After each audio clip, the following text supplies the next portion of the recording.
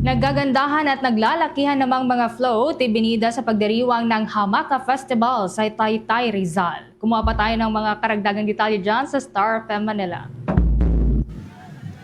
Ibinida ng mga Taytayenyos ang mga naglalakihan at nagagandahang mga float sa pagdiriwang ng Hamaka Festival dito sa Taytay, Rizal.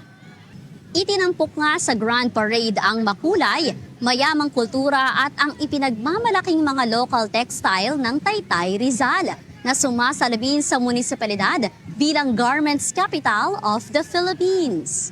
Bukod sa mga nakamamanghang float, isa rin sa mga inabangan ay ang mga sikat na personalidad tulad ni na Elise Joson, Chief Filomeno, Mark Pincris at marami pang iba.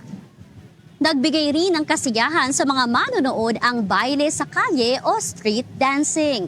Nagbahagi naman ang mga dumalo ng kanilang nararamdaman sa nagpapatuloy na kapistahan sa Taytay, Rizal. This year po, sobrang saya po and ramdam naman po yung fiesta po dito sa Taytay. And very organized po, tapos nagsimula po siya on time. Enjoyin lang po natin since once a year lang naman po ito nangyayari. At tuwa po ako talaga dahil nakakita ko yung mga artista po eh. Siyempre ho, kung hindi makukumpleto ang piyesta ng Taytay pag walang paradang ganito.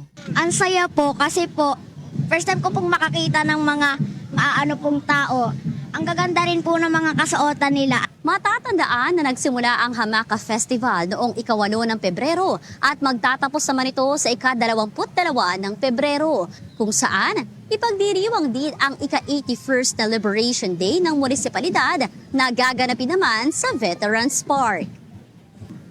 Mula rito sa Taytay, Rizal, nag-uulat Star DJ Kimi ng 102.7 Star FM Manila, and this is Bombo Radio Philippines, the #1 and most trusted source of news and information. Basta Radyo, Bombo!